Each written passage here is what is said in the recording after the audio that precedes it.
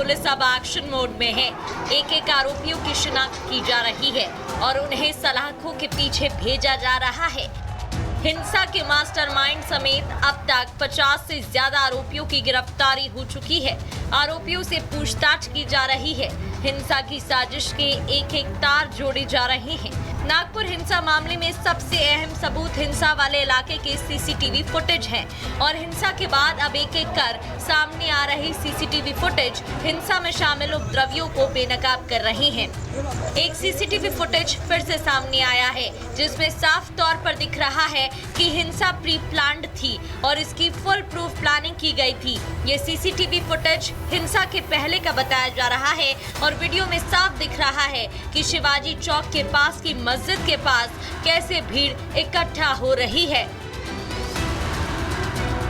नागपुर हिंसा के तमाम सीसीटीवी अभी तक सामने आए जिसमें उपद्रवी हिंसा करते हुए नजर आ रहे हैं, लेकिन अब हिंसा के पहले के कुछ सीसीटीवी सामने आ रहे हैं जिसमें गैदरिंग होती, भीड़ इकट्ठी होती हुई तस्वीरें भी सामने आ रही हैं। मेरे पीछे आप ये शिवाजी की प्रतिमा देख रहे हैं, ये वो जगह है जहां से प्रदर्शन शुरू हुआ। विश्व हिंदू परिषद और बजरंग दल का जो प्रोटेस्ट का कॉल था वो यहीं से ही शुरू किया जाना था, लेकिन अब जो सीसीटीवी सामने आ रहे हैं कि दूसरे समुदाय के लोग इस शिवाजी की जो प्रतिमा है यहाँ पर इकट्ठे होते हैं। सीसीटीवी में आप देखेंगे कि शिवाजी का ये जो पूरा गोल चक्कर है, ये आपको एल्यूमिनियम की जो ग्रिलिंग है वो साफ तौर पर नजर आ रही है। पुलिस यहाँ पर तैनात थी, पुलिस की गाड़ियां गश्त कर रही हैं, सीसीटीवी में दिख रही हैं, लेकिन लोग भी आपको खड़े हुए नजर आ रहे हैं। लगातार उन लोगों को हटने के लिए बोला जा रहा था, लेकिन वो लोग हटे नहीं।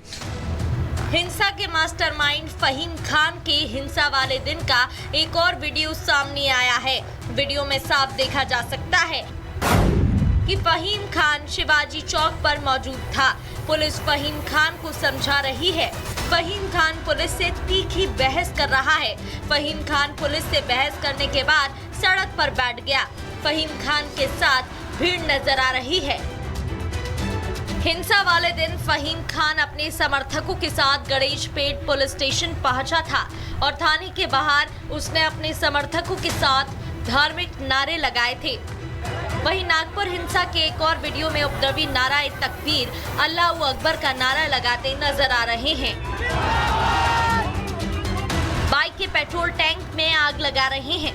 बाइक में आग लगाने के बाद बोरी में आग लगाकर बाकी बाइक में आग लगा रहे हैं। ज्यादातर उपद्रवियों के चेहरे ढके हुए हैं। उपद्रवी लाठी डंडों से तोड़फोड़ कर रहे हैं।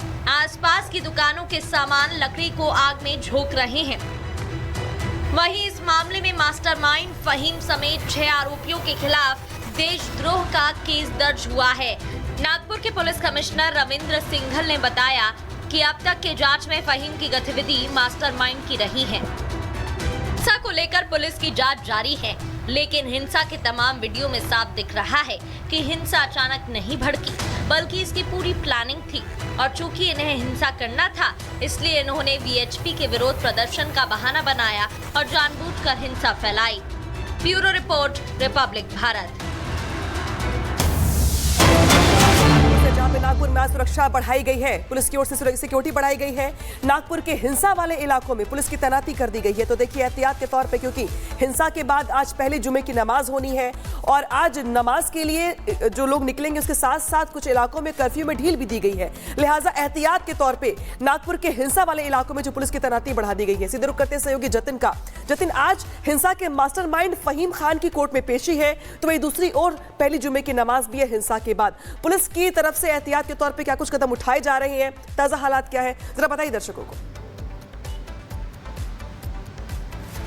बिल्कुल, देखिए फहीम खान समेत 51 जो उपद्रवी हैं उनको आज कोर्ट में पेश किया जाएगा और पेशी के दौरान फहीम खान मुख्य तौर पर उसकी कस्टडी जो है वो कोर्ट से मांगी जाएगी। और दूसरी तरफ आज फ्राइडे है, जुमे की नमाज भी है, उसको देखते हुए तमाम सिक्योरिटी अलर्ट भी किया गया है। जिन इलाकों में हिंसा हुई थी वहां पर साफ तौर पर जो एक तरीके से कर्फ्यू है वो इम्पोज रहेगा, किसी भी तरीके की मूवमेंट नहीं होगी। लेकिन बाकी कुछ इलाके जो कि 9 अलग पुलिस स्टेशन है वहां पर कर्फ्यू में ढील दी गई है। 1 बजे से 4 बजे तक का समय दिया गया। आपको जरूरी काम है तो आप उस समय में जाकर अपना काम कर सकते हैं। हालांकि ये इसलिए भी किया गया क्योंकि आज जुमा है, नमाज अदा करने लोग बड़ी संख्या में मस्जिदों की तरफ जाते हैं, तो उस टाइम के दौरान क्योंकि 1 से 4 के बीच में नमाज अदा करने का अलग अलग मस्जिदों में अलग अलग टाइम है, उसको देखते हुए तमाम जो फैसले प्रशासन द्वारा लिए गए, ये फैसला इस लिहाज से भी लिया गया कि लोगों में कॉन्फिडेंस आए, शांति बनी रहे, नागपुर अपने ट्रैक पे वापस लौटे, इसको लेकर ये फैसला लिया गया। लेकिन दूसरी तरफ सोशल मीडिया पर सबसे ज्यादा ध्यान इस समय नागपुर पुलिस का है। कल रात तक तकरीबन 200 से भी ज्यादा ऐसे पोस्ट किए गए जो कि भड़काऊ थे,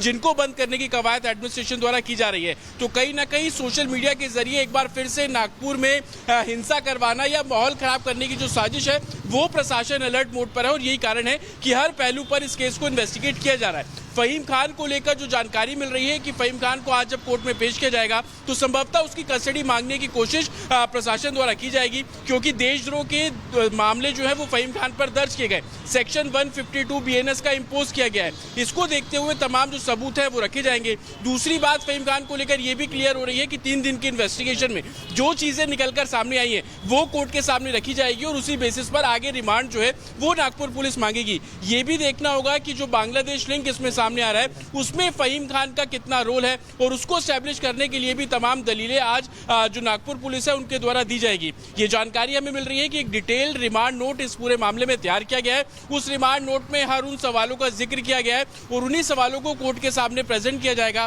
ताकि मैक्सिमम 5 डेज की जो कस्टडी है वो मांगी जा सके। हालांकि दलील सुनने के बाद कोर्ट को तय करना है कि फहीम खान की कस्टडी दी जानी है नहीं दी जानी, लेकिन कल नागपुर कमिश्नर का क्लियर कहना था कि अभी तक जो भी सबूत मिल रहे हैं, जो भी साक्ष्य मिल रहे हैं, उसके आधार पर फहीम खान ही मास्टरमाइंड लग रहा है। हालांकि इन सब दलीलों के साथ आज कोर्ट में अपनी दलीलें पेश करती हुई नागपुर पुलिस आपको साफ तौर पर नजर आएगी। इसके अलावा जितने 91 अरेस्ट किए गए हैं उन 91 अरेस्ट के भी मोबाइल डाटा, उनके सर्विलांस, उनकी लोकेशन, हिंसा वाले दिन क्या कुछ थी, उसकी एक डिटेल रिपोर्ट आज तैयार की जाएगी। संभवतः जो IP एड्रेस को लेकर तमाम बातें की जा रही है वो IP एड्रेस की रिपोर्ट भी आज दोपहर तक या आज शाम तक आ जाएगी। उसके और इसी IP एड्रेस के आधार पर जो लोग अभी भी छिपे हुए हैं उनको भी ढूंढा जाएगा और उन पर एक्शन लिया जाएगा।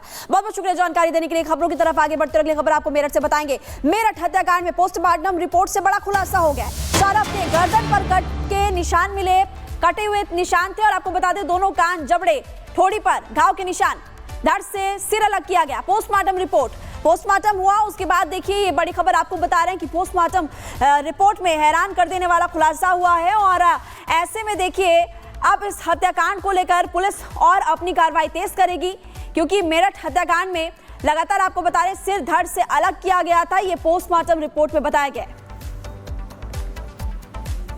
तो मेरठ में जघन्य हत्याकांड से हर कोई दहला हुआ है। मुस्कान ने अपने प्रेमी के साथ मिलकर क्रूरता से अपने पति सौरभ को मौत के घाट उतार दिया, लेकिन जांच आगे बढ़ी तो खुलासा हुआ कि इस केस की कड़ियां काला जादू से जुड़ी हुई है। आरोपी साहिल के घर की तलाशी में काला जादू और तंत्र मंत्र के कई सबूत भी मिले जो इस ओर इशारा कर रहे हैं।